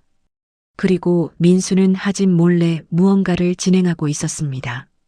서류 가방 안에 하진의 이름이 적힌 서류들이 들어 있었습니다. 하진은 아무것도 모른 채 일상을 보내고 있었습니다. 죽음이 한 걸음씩 다가오고 있다는 것을. 결혼한 지 6주가 지난 어느 밤이었습니다. 하진은 신혼집에서 혼자 TV를 보고 있었습니다. 민수는 아직 퇴근하지 않았습니다. 요즘 야근이 잦다고 했습니다. 밤 10시가 넘어 민수가 들어왔습니다. 술 냄새가 풍겼습니다. 얼굴이 붉었고 발걸음이 비틀거렸습니다. 술 마셨어요? 하진이 물었습니다. 응, 거래처랑. 민수가 대충 대답하고 소파에 털썩 앉았습니다. 그리고 서류 가방을 아무렇게나 바닥에 던졌습니다. 씻고 자요. 물 떠다 줄까요? 됐어. 피곤해. 민수가 방으로 들어가 쓰러지듯 잠들었습니다. 하진은 거실을 정리하려고 일어났습니다. 바닥에 떨어진 서류 가방이 눈에 들어왔습니다. 지퍼가 열려 있었고 안에서 서류가 삐죽 튀어나와 있었습니다. 정리해놔야겠다. 하진이 가방을 들었습니다. 그때 서류 하나가 바닥에 떨어졌습니다. 주워서 보려는데 눈에 익은 글자가 보였습니다. 피보험자 윤하진. 심장이 멈추는 것 같았습니다. 하진은 떨리는 손으로 서류를 펼쳤습니다. 생명보험 증서였습니다. 보험 금액란에 적힌 숫자를 보고 숨이 막혔습니다. 보험금 18억 원. 수익자 강민수. 하진은 믿을 수가 없었습니다. 자기 이름으로 된 보험 증서였습니다. 하지만 가입한 기억이 없었습니다. 가방 안을 더 뒤졌습니다. 다른 서류들이 나왔습니다. 사망 시 지급 절차 안내라는 보험회사 팸플릿. 형광펜으로 중요한 부분에 밑줄이 쳐져 있었습니다. 사망신고서 양식. 빈칸으로 남아 있었지만 하진의 이름이 연필로 살짝 적혀 있었습니다. 손이 부들부들 떨렸습니다. 무릎에 힘이 풀렸습니다. 이게 뭐야? 하진이 중얼거렸습니다. 머릿속이 하얘졌습니다. 그때 방에서 민수의 핸드폰이 울렸습니다. 민수가 잠결에 전화를 받았습니다. 스피커폰 모드였는지 목소리가 거실까지 들렸습니다. 시어머니 목소리였습니다. 민수야, 다 준비됐어? 네. 거의요. 민수가 술에 취한 목소리로 대답했습니다. 이번 주말에 가족 낚시 가자고 해. 아버지 생일 핑계 대면 돼. 네. 그 갯바위 사람 없는 데로 골랐어. 밀물 시간 맞춰서 가면 완벽해. 하진의 심장이 얼어붙었습니다. 귀를 의심했습니다. 밀어버리면 되는 거죠? 민수의 목소리였습니다. 술에 취해 무방비한 상태로 말하고 있었습니다. 그래. 파도에 휩쓸려서 사고사로 처리되면 끝이야. 보험금 18억, 우리 인생 역전이지. 알겠어요. 전화가 끊어졌습니다. 하진은 입을 틀어막았습니다. 비명이 터져 나올 것 같았습니다. 나를 죽이려고? 다리가 풀려 주저앉았습니다. 눈앞이 캄캄해졌습니다. 민수가, 그 다정하던 민수가, 모든 것이 거짓이었습니다. 사랑한다는 말, 행복하게 해주겠다는 약속, 전부 다. 하진은 떨리는 손으로 핸드폰을 꺼냈습니다. 보험증서 사진을 찍었습니다. 증거를 남겨야 했습니다. 어떡하지? 도망가야 해. 머릿속이 빙글빙글 돌았습니다. 지금 당장 뛰쳐나가고 싶었습니다. 하지만 민수가 바로 옆방에서 자고 있었습니다. 하진은 서류를 원래대로 가방에 넣었습니다. 최대한 티나지 않게 화장실로 들어가 문을 잠갔습니다. 변기 뚜껑에 앉아 손으로 입을 막고 울었습니다. 소리가 새어나가면 안 됐습니다. 거울에 비친 자신의 얼굴이 창백했습니다. 눈이 충혈되어 있었습니다. 내일 도망가자. 아침에 민수가 출근하면 계획을 세웠습니다. 짐을 싸서 도망치는 것. 그런데 문득 생각이 났습니다. 박성우 할아버지가 준 쪽지. 정말 위험할 때 연락해. 지갑을 뒤져 쪽지를 꺼냈습니다. 전화번호가 적혀 있었습니다. 전화를 걸까 말까 망설였습니다. 새벽 2시였습니다. 하지만 지금이 아니면 안 될 것 같았습니다. 떨리는 손으로 번호를 눌렀습니다. 신호음이 울렸습니다. 여보세요? 박성우의 목소리가 들렸습니다. 잠에서 깬 듯했지만 곧바로 정신이 드는 목소리였습니다. 할아버지, 저 하진이에요. 하진의 목소리가 떨렸습니다. 하진 아가씨? 무슨 일이야? 왜 울어? 저 죽을 것 같아요. 뭐라고? 무슨 소리야? 하진이 울면서 말했습니다. 보험 증서를 발견한 것, 전화 내용을 들은 것, 시댁이 자신을 죽이려 한다는 것. 박성호의 목소리가 급격히 변했습니다. 알겠어. 진정해. 내가 다 처리할 테니까. 지금은 아무것도 하지 마. 티내지 말고 평소처럼 행동해. 네. 시간이 필요해. 증거를 더 모아야 해. 지금 도망가면 놈들이 다른 방법을 찾을 거야. 무서워요. 알아. 하지만 믿어. 반드시 구해줄 테니까. 전화가 끊어졌습니다. 하진은 화장실 바닥에 주저앉았습니다. 박성우는 즉시 윤 회장에게 전화했습니다. 회장님, 긴급 상황입니다. 그날 밤 윤 회장의 경호팀이 비상 가동됐습니다. 시댁의 모든 움직임을 감시하라는 명령이 떨어졌습니다. 하진은 그날 밤 한숨도 자지 못했습니다. 옆에서 민수가 코를 골며 자고 있었습니다. 그 얼굴이 이제는 악마처럼 보였습니다. 보험 증서를 발견한 다음 날부터 모든 것이 달라 보였습니다. 아침에 민수가 일어났습니다. 평소처럼 씻고 옷을 갈아입었습니다. 하진은 아침 식사를 차려줬습니다. 손이 떨렸지만 티내지 않으려고 애썼습니다. 밥 맛있다. 민수가 웃으며 말했습니다. 그 웃음이 이제는 섬뜩하게 느껴졌습니다. 오늘 저녁에 시댁 가야 해. 아버지 생일이거든. 민수가 말했습니다. 하진의 심장이 쿵 내려앉았습니다. 아, 그래요? 응. 주말에는 가족 낚시 가자고 하시더라. 아버지 생신 기념으로. 그 말이 귀에 꽂혔습니다. 어젯밤 들었던 대화가 떠올랐습니다. 갯바위에서 밀어버리면 돼. 하진은 억지로 미소 지었습니다. 좋아요. 재밌겠네요. 민수가 출근한 후 하진은 방에 주저앉았습니다. 도망가고 싶었습니다. 하지만 박성호의 말이 떠올랐습니다.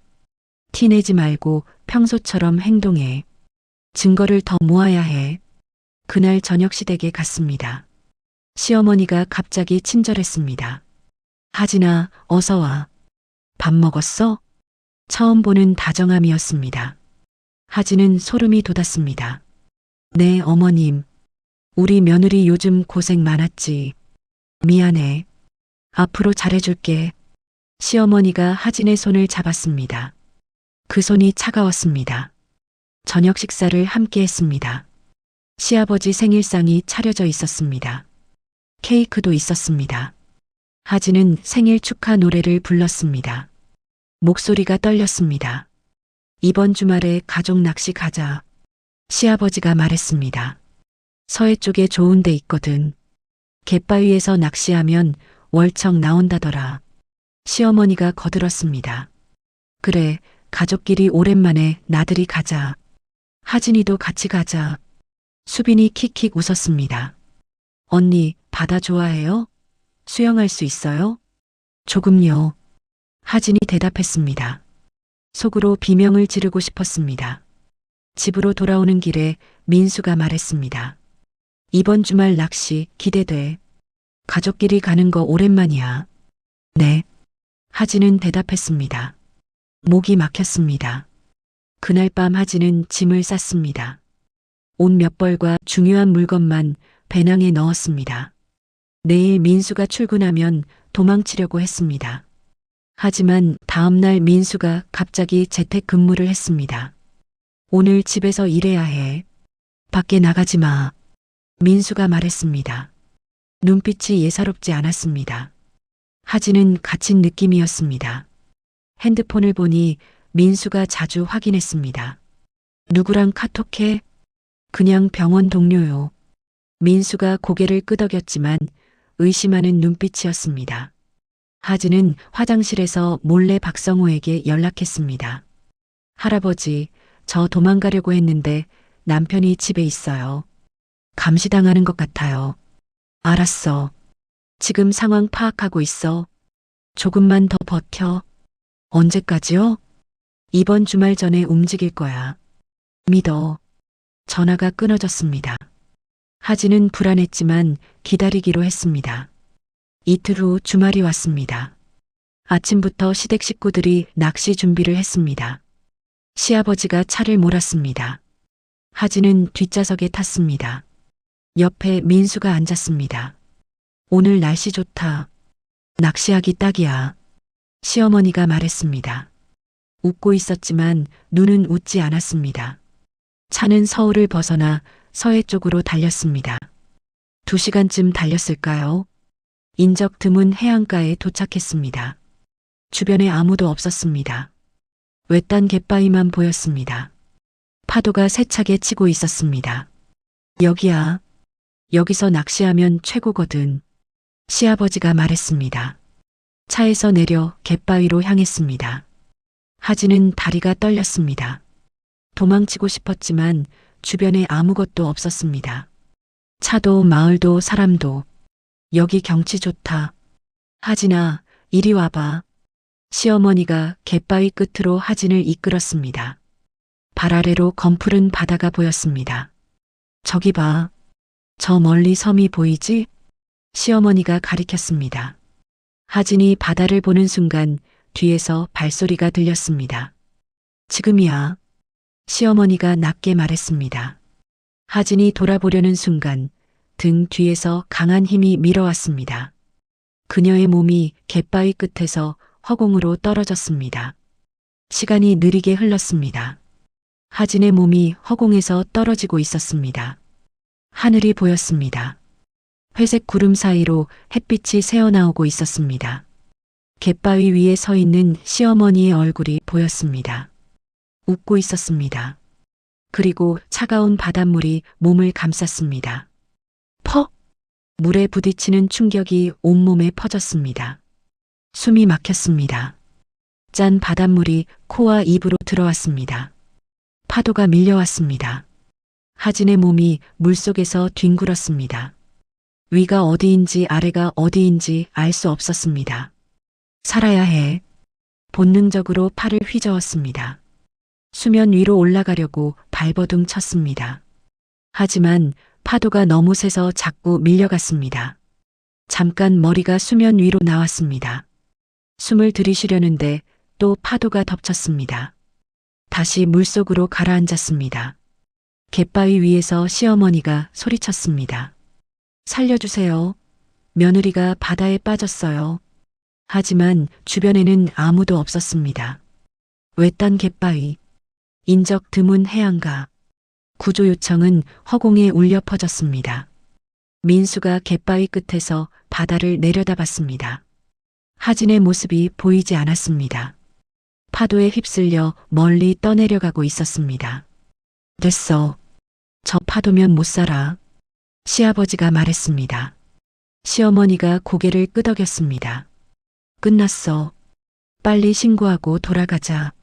네 사람은 침착하게 차로 돌아갔습니다. 민수가 휴대폰을 꺼냈습니다. 119조? 서해 무산해안가에서 사람이 바다에 빠졌어요. 제 아내가 목소리에 울음을 섞었습니다. 연기였습니다. 바닷속에서 하진은 의식을 잃어가고 있었습니다. 물속이 점점 어두워졌습니다. 폐에 물이 차올랐습니다. 팔다리에 힘이 빠졌습니다. 이렇게 끝나는 건가? 눈앞이 흐려졌습니다. 차가운 물이 온몸을 감싸고 있었습니다. 그때였습니다. 무언가가 하진의 팔을 잡았습니다.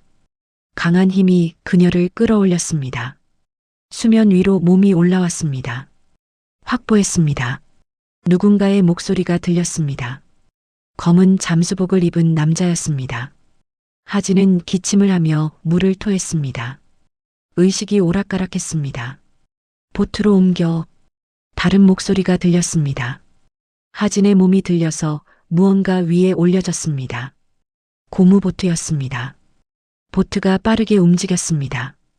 갯바위에서 멀어졌습니다. 200m쯤 떨어진 곳에 흰색 요트가 정박해 있었습니다. 보트가 요트 옆에 도착했습니다. 하진의 몸이 요트 갑판으로 옮겨졌습니다.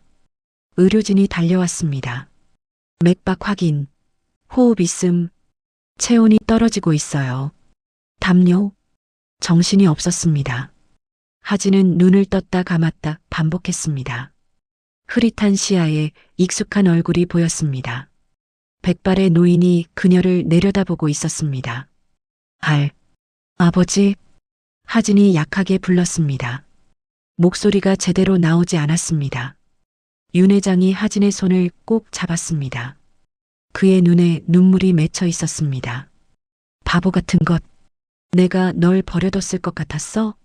하진은 눈물이 흘러내렸습니다. 할아버지, 어떻게, 다 설명해 줄게. 지금은 쉬어.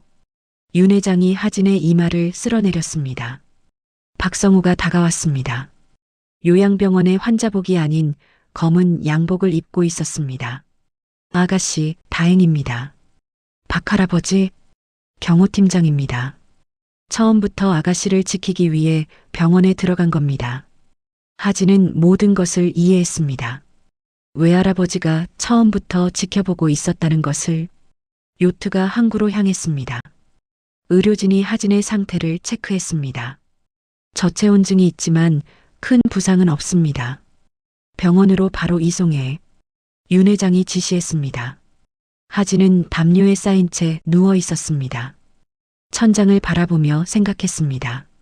살았습니다. 죽을 뻔했지만 살아났습니다. 그리고 분노가 차올랐습니다. 자신을 죽이려 했던 사람들에 대한 분노. 할아버지, 하진이 윤 회장을 불렀습니다. 응? 그 사람들, 어떻게 됐어요? 윤 회장이 대답했습니다. 경찰에 신고했을 거야. 너를 찾지 못하면 사망 처리하려고 하겠지. 증거, 있어요? 윤 회장이 고개를 끄덕였습니다. 다 있어. 도청 녹음, 드론 촬영 영상, 보험 서류, 살인 공모 증거가 완벽해. 하진의 눈빛이 달라졌습니다. 복수할 거예요. 윤 회장이 손녀를 바라봤습니다. 하진의 눈에 결의가 차 있었습니다. 어떻게 할 건데? 내 장례식에 직접 갈 거예요. 하진이 말했습니다. 죽은 줄 알고 보험금 나누고 있을 거잖아요. 그 꼴을 직접 보고 싶어요. 윤 회장이 손녀의 손을 잡았습니다. 알겠다.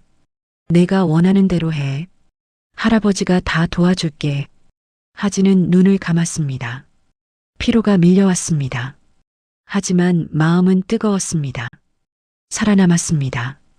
이제 반격할 차례였습니다. 서울의 한 대학병원 VIP 병동이었습니다. 하진은 하얀 병실 침대에 누워 있었습니다. 링거가 팔에 꽂혀 있었고 심박 모니터가 규칙적으로 울렸습니다.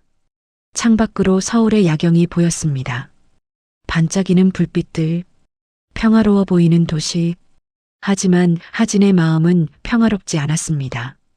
눈을 감으면 그 순간이 떠올랐습니다. 등 뒤에서 밀어오던 힘, 허공으로 떨어지던 순간, 차가운 바닷물, 그리고 시어머니의 웃는 얼굴. 하진은 몸을 떨었습니다. 악몽 같았지만 현실이었습니다. 문이 열리고 윤 회장이 들어왔습니다. 손에 서류 봉투를 들고 있었습니다. 어때? 좀 괜찮아? 네, 많이 나아졌어요. 하진이 대답했습니다. 목소리가 아직 갈라져 있었습니다. 윤 회장이 침대 옆 의자에 앉았습니다. 서류 봉투를 열었습니다. 증거 자료야. 보여줄게. 태블릿을 꺼내 화면을 켰습니다.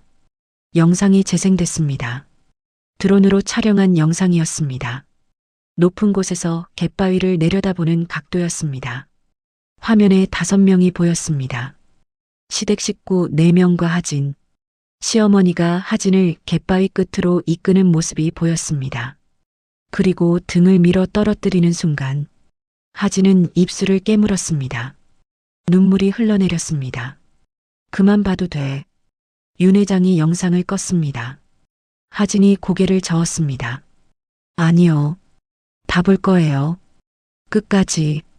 윤 회장이 다른 파일을 열었습니다. 음성 녹음이었습니다. 시댁집 거실에서 녹음된 것이었습니다. 도청 장치로 녹음한 것이었습니다. 18억 나오면 어떻게 나눌까? 시어머니의 목소리였습니다. 부모님이 8억, 저랑 수빈이 4억씩이요. 민수의 목소리.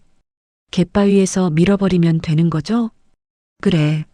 밀물때 밀면 파도에 휩쓸려서 사고사로 처리돼. 하진은 주먹을 꽉 쥐었습니다. 손톱이 손바닥에 박혔습니다. 저놈들이. 분노가 치밀었습니다. 하지만 동시에 슬픔도 밀려왔습니다. 민수 씨가 저를 사랑한다고 했어요. 하진이 울먹였습니다. 처음 만났을 때부터 다정했어요. 진심이라고 믿었어요. 윤 회장이 한숨을 쉬었습니다. 다 거짓이었어. 처음부터 너를 노린 거야. 왜요? 저한테 돈이 없는데. 빚 때문이야. 윤 회장이 다른 서류를 꺼냈습니다. 강민수, 도박 빚 5천만 원. 시어머니 오정순, 사채 빚 3억. 시아버지 강태호, 사업 실패로 파산. 시누이 강수빈, 신용불량. 전부 빚쟁이들이네요. 그래. 너한테 보험을 들어서 죽이면 18억을 받을 수 있으니까. 그게 목적이었어. 하진은 눈물을 닦았습니다. 저를 사람으로 본 게 아니었군요. 그냥 돈이었어요. 그래. 미안해. 할아버지가 더 빨리 막았어야 했는데. 아니에요. 할아버지 잘못이 아니에요. 하진이 고개를 저었습니다. 제가 선택한 거예요. 제가 눈이 멀었던 거예요. 창밖을 바라봤습니다. 어두운 밤하늘에 별은 보이지 않았습니다. 할아버지 말이 맞았어요. 하진이 조용히 말했습니다.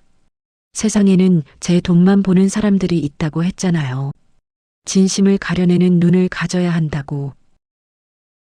저는 그 눈이 없었어요. 사랑받고 싶다는 욕심에 눈이 멀었어요. 윤 회장이 손녀의 손을 잡았습니다.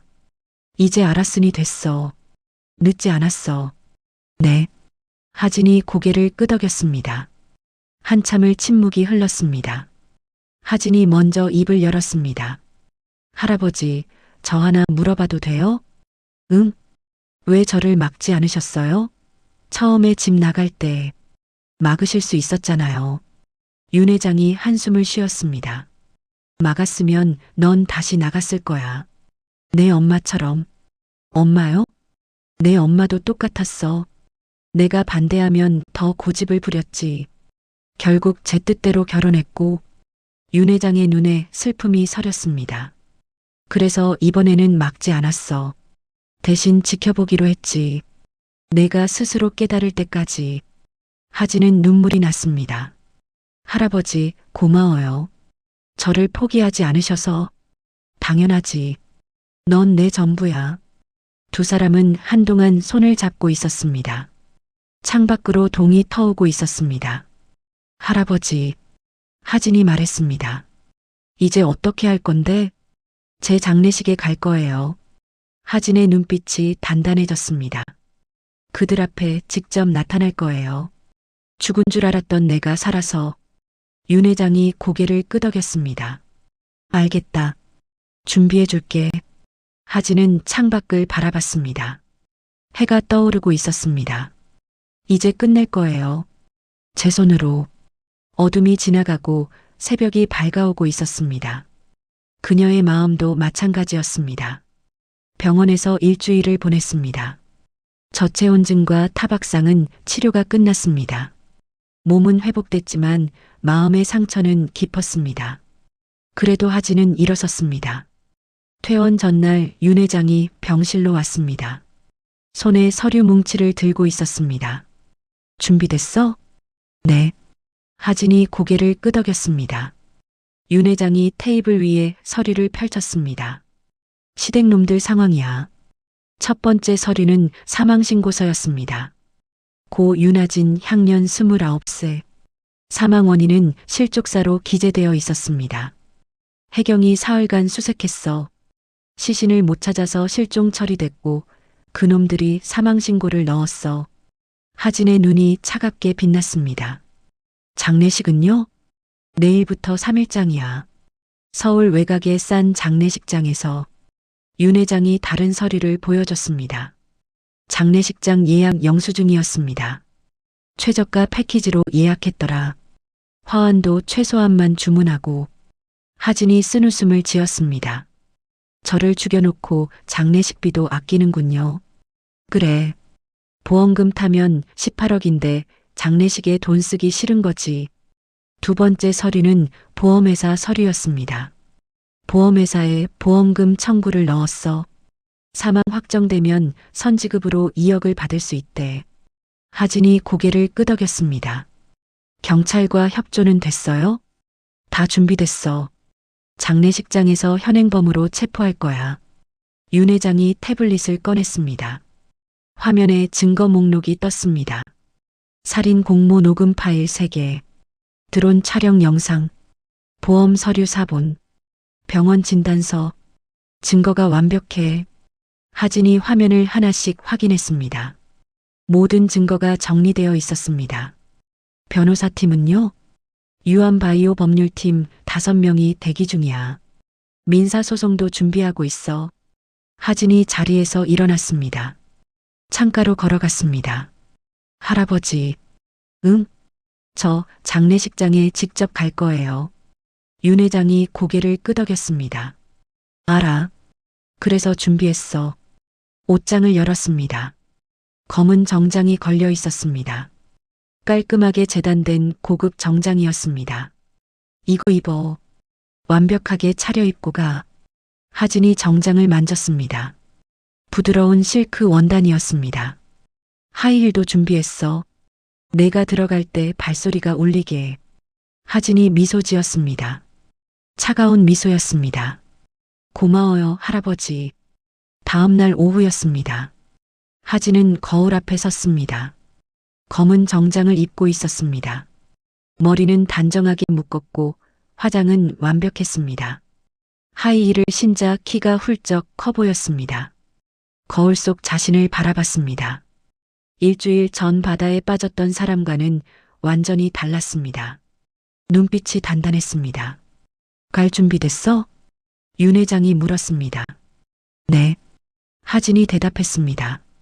검은 승용차가 병원 앞에 대기하고 있었습니다. 하진이 뒷좌석에 탔습니다. 윤 회장이 옆에 앉았습니다. 경찰 차량은 뒤에서 따라오고 있어.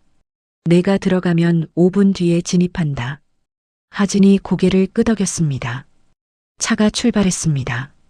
서울 시내를 지나 외곽으로 향했습니다. 1시간쯤 달렸을까요? 낡은 장례식장 건물이 보였습니다. 3층 건물이었습니다. 주차장에 차가 몇 대 있었습니다. 저기야. 윤 회장이 가리켰습니다. 1층 빈소에 고 윤하진이라는 이름이 붙어 있었습니다. 하진은 잠시 차 안에서 그 이름을 바라봤습니다. 자신의 이름이 적힌 장례 표지판. 기분이 어때? 윤 회장이 물었습니다. 이상해요. 제 장례식이라니. 하진이 대답했습니다. 그리고 문을 열었습니다. 다녀올게. 조심해. 할아버지가 지켜보고 있을게. 하진이 차에서 내렸습니다. 하이힐이 바닥에 닿았습니다. 또각. 발소리를 내며 장례식장 입구로 향했습니다. 심장이 두근거렸습니다. 문을 열고 안으로 들어갔습니다. 복도가 보였습니다. 저 끝에 빈소가 있었습니다. 또각. 하이힐 소리가 복도에 울렸습니다. 하진은 빈소 문 앞에 섰습니다. 안에서 웃음소리가 들렸습니다. 심호흡을 했습니다. 그리고 문손잡이에 손을 얹었습니다. 시작이야. 낮게 중얼거렸습니다. 그리고 문을 밀었습니다. 문이 열렸습니다. 빈소 안이 보였습니다. 향 연기가 피어오르고 있었습니다. 관이 놓여 있었고 그 앞에 시댁 식구 4명이 앉아 있었습니다. 시어머니가 관을 가리키며 웃고 있었습니다. 드디어 죽었네. 보험금 18억 나오면 우리 인생 완전히 바뀌는 거야. 하진이 천천히 안으로 들어갔습니다. 하이힐 소리가 빈소에 울렸습니다. 또각. 시어머니가 고개를 돌렸습니다. 그리고 얼어붙었습니다. 눈이 휘둥그레졌습니다. 입이 벌어졌습니다. 말이 나오지 않았습니다. 시아버지도 봤습니다. 손에 들고 있던 핸드폰을 떨어뜨렸습니다. 땅, 바닥에 부딪히는 소리가 울렸습니다. 신우이는 비명을 삼키며 구석으로 물러났습니다. 등이 벽에 닿을 때까지 뒷걸음질 쳤습니다. 민수는 의자에서 벌떡 일어났습니다. 얼굴이 새하얗게 질렸습니다. 입술이 파르르 떨렸습니다. 하진이 관 앞까지 걸어갔습니다. 관을 가볍게 톡톡 두드렸습니다. 안녕하세요. 차갑게 미소 지으며 말했습니다. 제 장례식에 늦어서 죄송해요. 시어머니가 의자에서 굴러떨어졌습니다. 유령이야. 유령? 바닥에 주저앉아 떨리는 손으로 하진을 가리켰습니다. 하진이 관 뚜껑을 열었습니다. 안에 마네킹이 누워 있었습니다. 옷까지 입혀져 있었습니다. 마네킹을 넣어두셨네요. 정성이 대단하시네요. 민수가 비틀거리며 다가왔습니다. 하진아, 살아있었어? 네, 살아있어요. 하진이 민수를 바라봤습니다. 차가운 눈빛이었습니다. 저를 바다에 밀어 떨어뜨렸는데 어떻게 살아있냐고요? 운이 좋았죠. 그게 우리는 민수가 더듬거렸습니다. 변명하지 마세요. 하진이 핸드폰을 꺼냈습니다. 녹음 파일을 재생했습니다. 갯바위에서 밀어버리면 되는 거죠? 민수의 목소리가 흘러나왔습니다. 그래. 밀물 때 밀면 파도에 휩쓸려서 사고사로 처리돼. 시어머니의 목소리. 18억 나오면 어떻게 나눌까? 시아버지의 목소리. 녹음이 끝났습니다. 빈소 안이 조용해졌습니다. 그때 문이 벌컥 열렸습니다. 경찰들이 들이닥쳤습니다. 전원 움직이지 마세요. 경찰 5-6명이 빈소로 들어왔습니다. 선두에 형사가 서 있었습니다. 강민수 씨, 오정순 씨, 강태호 씨, 강수빈 씨, 살인 미수 및 보험 사기 공모 혐의로 체포합니다. 형사가 영장을 보여줬습니다. 경찰들이 네 사람에게 다가갔습니다. 안 돼요. 신우이가 비명을 질렀습니다. 저는 아무것도 안 했어요. 그냥 따라간 것 뿐이에요. 하진이 차갑게 말했습니다. 공모했잖아요. 5천만 원 받기로 했죠. 녹음에 다 나와 있어요. 신우이는 그 자리에서 주저앉았습니다. 시어머니가 바닥에 엎드려 울기 시작했습니다. 하진아, 우리가 잘못했어. 용서해줘. 하진이 시어머니를 내려다봤습니다. 용서요? 목소리가 얼음장처럼 차가웠습니다. 저를 고아라고 무시하고 학대했죠. 하녀처럼 부려먹고 때렸어요. 그리고 18억 때문에 바다에서 죽이려 했고요. 그런데 용서를 바라세요? 시어머니는 울음만 터뜨렸습니다. 민수가 무릎을 꿇었습니다. 하진아, 정말 미안해. 내가 잘못했어. 사랑한다고 했잖아요.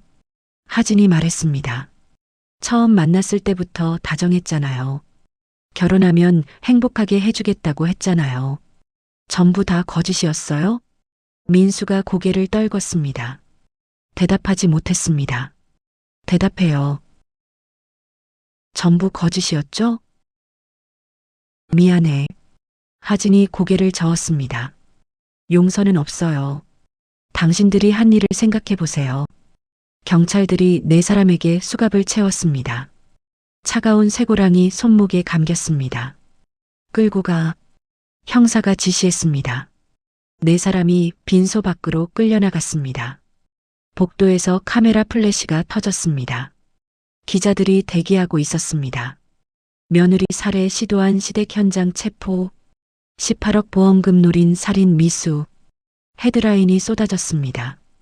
하진은 빈소에 남아 관을 내려다봤습니다. 윤 회장이 옆에 왔습니다. 끝났다. 아니요. 하진이 고개를 저었습니다. 이제 재판이 남았어요. 끝까지 갈 거예요. 윤 회장이 손녀의 어깨를 잡았습니다. 그래. 할아버지가 끝까지 도와줄게. 하진은 창밖을 바라봤습니다. 해가 지고 있었습니다. 복수의 첫 단계가 끝났습니다. 하지만 아직 끝이 아니었습니다. 1년이 지났습니다. 봄날 오후였습니다. 서울 강남의 초고층 빌딩, 유한바이오 본사 꼭대기층, 부사장실 창밖으로 서울 전경이 내려다 보였습니다. 하진은 책상 앞에 앉아 있었습니다. 정장에 단정하게 묶은 머리, 이름표에는 윤하진 부사장이라고 적혀 있었습니다. 책상 위에는 서류들이 쌓여 있었습니다. 경영보고서, 투자 검토 자료, 재단 관련 문서들. 1년 전 그녀는 간호조무사였습니다. 월급 220만 원을 받으며 시댁에서 학대받던 며느리였습니다. 지금은 달랐습니다. 유한바이오 부사장, 재벌가의 정당한 후계자. 비서가 문을 두드렸습니다. 부사장님, 3시 회의 준비됐습니다. 알겠습니다. 곧 가겠습니다. 하진이 서류를 정리하며 일어났습니다. 회의실로 향하기 전 창밖을 바라봤습니다. 햇살이 눈부셨습니다. 재판은 2달 전에 끝났습니다. 민수는 징역 15년을 선고받았습니다. 시어머니도 15년, 시아버지는 12년, 신우이는 10년, 모두 교도소에 수감됐습니다. 면회는 한 번도 가지 않았습니다. 갈 생각도 없었습니다. 회의를 마치고 하진은 차를 타고 외곽으로 향했습니다. 재단 행사가 있었기 때문입니다. 요양시설 종사자 인권보호재단. 하진이 직접 설립한 재단이었습니다. 가정폭력, 시댁학대, 직장 내 괴롭힘으로 고통받는 사람들을 돕는 곳이었습니다. 법률 지원, 쉼터 제공, 심리 상담까지 1년 동안 300명이 넘는 사람들을 도왔습니다. 재단 강당에 사람들이 모여 있었습니다. 하진이 단상에 올랐습니다. 안녕하세요. 마이크를 잡고 인사했습니다. 저도 여러분처럼 고통받았습니다. 청중이 조용해졌습니다. 시댁의 학대, 남편의 배신, 그리고 살해 위협. 저는 죽을 뻔했어요. 하진의 목소리가 차분했지만 힘이 있었습니다. 하지만 포기하지 않았습니다. 용기를 내서 싸웠고 결국 이겼어요. 청중 사이에서 눈물을 닦는 사람들이 보였습니다. 여러분도 할 수 있습니다. 절대 포기하지 마세요. 정의는 반드시 승리합니다. 박수가 터져 나왔습니다. 사람들이 일어나 박수를 쳤습니다. 행사가 끝나고 한 여자가 하진에게 다가왔습니다. 30대 초반쯤 되어 보였습니다. 부사장님, 저도 시댁 학대로 고통받았어요. 여자가 눈물을 글썽이며 말했습니다. 부사장님 이야기를 듣고 용기를 냈어요. 이혼했고 새 삶을 시작했어요. 정말 감사합니다. 하진이 여자의 손을 잡았습니다. 잘하셨어요. 앞으로 행복하세요. 저녁이 되어 집으로 돌아왔습니다. 청담동 저택이었습니다. 윤 회장이 거실에서 기다리고 있었습니다. 어땠어? 좋았어요, 할아버지. 하진이 미소 지으며 대답했습니다. 많은 분들이 오셨어요. 용기를 얻었다고 하시더라고요. 윤 회장이 흐뭇하게 웃었습니다. 우리 손녀가 대견하다. 두 사람은 함께 저녁 식사를 했습니다. 창밖으로 서울의 야경이 반짝였습니다. 할아버지, 하진이 말했습니다. 고마워요. 저를 포기하지 않으셔서. 당연하지. 넌 내 전부야. 윤 회장이 손녀의 손을 잡았습니다. 앞으로는 행복하게 살아라. 내가 원하는 대로. 하진이 고개를 끄덕였습니다. 네, 그럴 거예요. 밤이 깊어졌습니다. 하진은 자기 방으로 들어갔습니다. 창가에 서서 밤하늘을 올려다봤습니다. 별이 반짝이고 있었습니다. 1년 전 이맘때 저는 바다에서 죽을 뻔했습니다. 차가운 물속에서 의식을 잃어가면서 생각했습니다. 이렇게 끝나는 건가? 하지만 끝이 아니었습니다. 새로운 시작이었습니다. 핸드폰이 울렸습니다. 재단 담당자에게서 메시지가 왔습니다. 부사장님, 이번 주에 새로운 의뢰인 20명이 신청했습니다. 모두 도움이 필요한 분들입니다. 하진이 답장을 보냈습니다. 모두 받아주세요. 최대한 도와드리겠습니다. 창밖을 다시 바라봤습니다. 1년 전 시댁 식구들은 장례식장에서 웃으며 보험금을 나누고 있었습니다. 죽은 줄 알았던 저는 관 속이 아니라 문 밖에 서 있었습니다. 그리고 지금 그들은 교도소에서 긴 시간을 보내고 있습니다. 저는 새로운 삶을 살고 있고요. 이제 나는 행복합니다. 하진이 창밖을 보며 미소 지었습니다. 별빛이 반짝였습니다. 새로운 날이 밝아오고 있었습니다. 오늘의 이야기가 선생님의 마음에 작은 울림이 되었다면 앞으로도 선생님의 하루를 따뜻하게 채워드릴 이야기들로 찾아뵐 수 있도록 구독과 좋아요를 눌러주세요. 그리고 오늘 이야기의 주인공에게 전하고 싶은 한마디도 댓글로 남겨주시면 감사하겠습니다. 선생님의 따뜻한 한마디가 누군가에게는 다시 일어설 힘이 됩니다.